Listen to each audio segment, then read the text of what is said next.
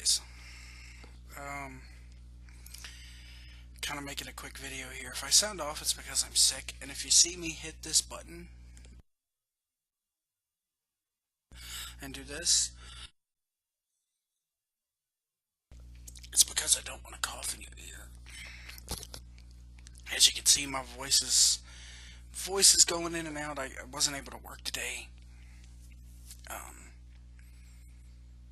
I probably should be saving my voice, but I wanted to talk a little bit about Raw tonight.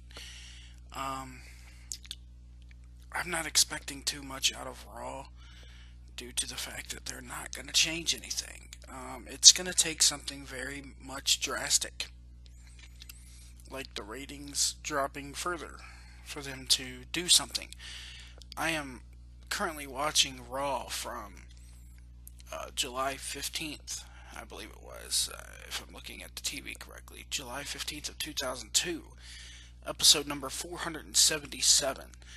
Um, I that is the show where Eric Bischoff debuted. And Vince comes out and says a very important thing that really stuck with fans. In fact, they would go on to use it in every single year since every year that they did the draft, this would get played, and that's Vince going, we need to shake up Raw. We need to shake up SmackDown. We need to shake up the way WWE does things. And that's what they're in need of now, is a massive shake-up button, or reset button. Now, you might know that I'm not a fan of promotions hitting a reset button. In fact, it's one thing that TNA is going to do yet again after the first of the year, is hit the reset button on Pop TV.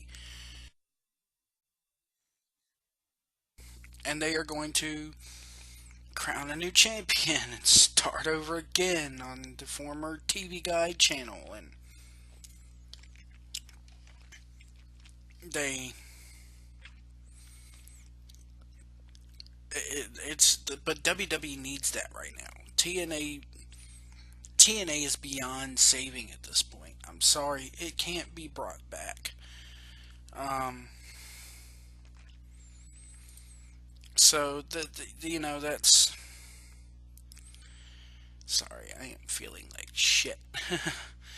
um, and they by the way, wow, Sammy Callahan already appearing at Cage of Death this year. That's pretty cool. Anyway, um,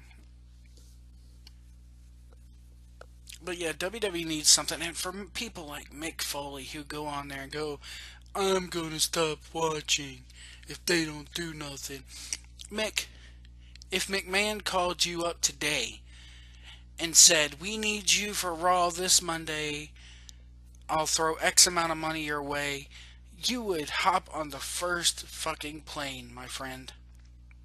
And you wouldn't be part of the solution. You'd be part of the problem. So, as much as I am a Mick Foley fan, shut the fuck up, because you are no more of a sheep than any other Attitude Era worker who keeps coming back. It's so despicable, man. He'd go back tomorrow just to spite his wallet, just to fill his damn pockets.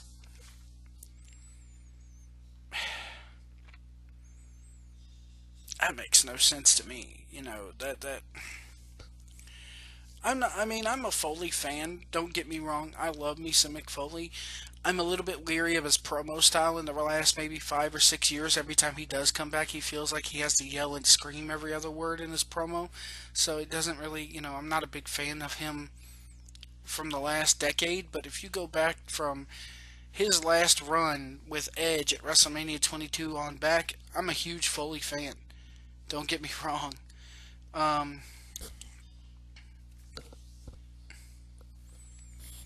so that, to hear people like Foley go, "I'm gonna stop watching too." No, you're not. Because if they called you tomorrow and said, we need you to come back and be the commissioner, and we'll pay you X to do it, Foley be like, where the fuck do I sign? Because Foley's a money mark. In the latter half of his career, he became a money mark. Let's face it. How much money? What do I have to do? But how much are you going to pay me is the bottom line. Um, NXT, you have these guys and gals down there, and I've been saying it. People like Jeff Edwards from Blading for Truth over at 1640 um, have heard me say it for the last year, at least. Um, Everybody who ever listened to an episode of New Surge Live has heard me say it, and that's the fact of, if I'm in NXT right now, I'm joining the sentiments of Finn Balor and Bayley when I say I'm in no hurry to be brought up. And the reason being is because once you get brought back up, you can't. It, it's like they build you from here to here to here, and as soon as Vince gets you, which is the goal of the whole NXT thing, the whole goal of NXT when they first started doing this was to, the future is now. You build. We're building the future, and it it's like it's a self-fulfilling prophecy now that every time somebody gets called up, they're going to get blasted back down. Tyler Breeze is the latest victim. He loses his very first match.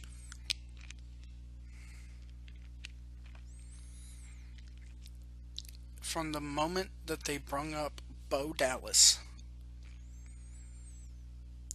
it's been, the new Johnny Come Lately almost. It's like, okay, you were big down there, but we're going to bring you up to the main roster because WWE has this need that they've always done, that we're going to build you up, then crush you down, and then build you up, and then crush you down again. It's like this yo-yo effect that they play with their talent, and it's horrible.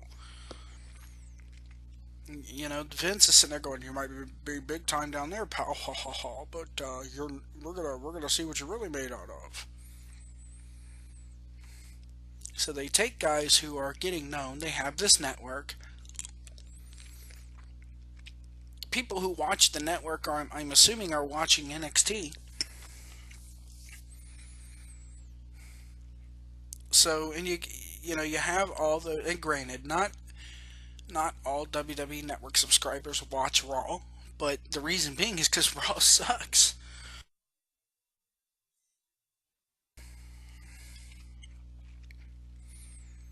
So they take these guys that are built up to here that pretty much everybody, kind of knows. I mean, when Tyler Breeze debuted on SmackDown, you could tell people knew who he was. And you could tell that they cut the crowd mics. I don't get what their deal is. Every time they know a wrestler is going to get a big pop, let's cut the crowd mic away. We don't need fans hearing the fact that people are cheering for him and know who these people are. Well, pal, they don't know who they are, so we got to tell them who they are. even though your fucking son-in-law is down there building these characters already for you, he's handing this shit to you. And instead of taking what he hands to you, polishing it just a little, and running with it, you gotta sit there and morph it into some mind fuck of your own, Vince. I've said it from 1 minute, from day one this year, when they booked that Rumble the way they did. And this is a horrible thing of me to say, but goddamn, the sooner Vince buys the farm, the better. The sooner I'm not begging for death. Signs of early stages of Alzheimer's would even be appreciated at this point. Well, Joe, you shouldn't say that, because Alzheimer's is a terrible thing.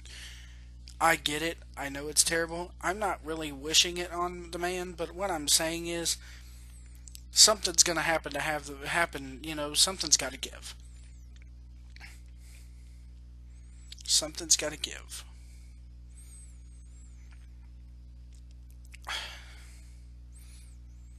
and people all the time talk about stockholders. I'm assuming that if you own WWE stock, that you watch the product. And every year they invite all their stockholders to come up to New York and sit in and ask questions. I've seen meetings like that one year. They videotape them. These stockholders, if you own WWE stock, I encourage you to go to this meeting because it's going to take something.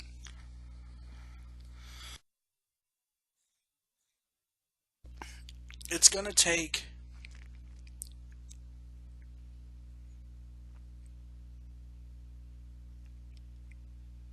it's going to take the stockholders coming into a meeting and holding a mutiny pretty much on McMahon.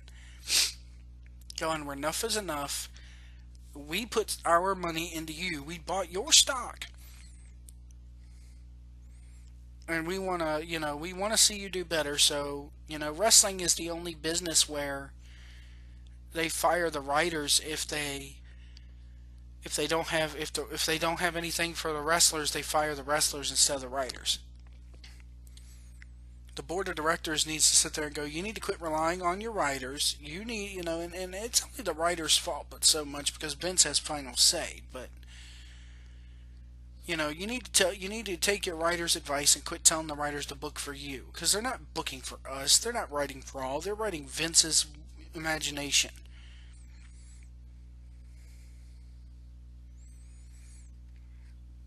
But they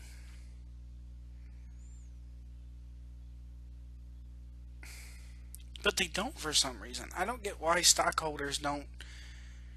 If enough people sell their stock, or I don't know how the stock market works. What would it take? Somebody leave a comment down below.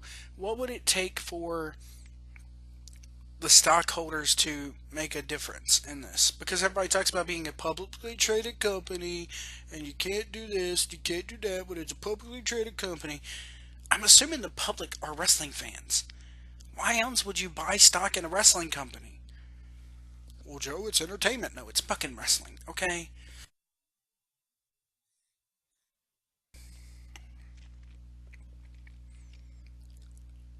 Again, you gotta assume that whoever's buying this are fans. But anyway, I'm not expecting much out of Raw tonight. It's gonna take something big to shake things up, and it's not gonna happen anytime soon. However, if the ratings keep tanking, I would not be surprised that if the night after WrestleMania, when you got that smart mark crowd, that something finally happens to, jumpstart the synergy a little bit and get things going. Um, but anyway, my voice is getting ready to give out. I'm gonna get off here. You guys have a good one. I hope you had a good Thanksgiving. Hope you have a good holiday to come, and we will see you down the road.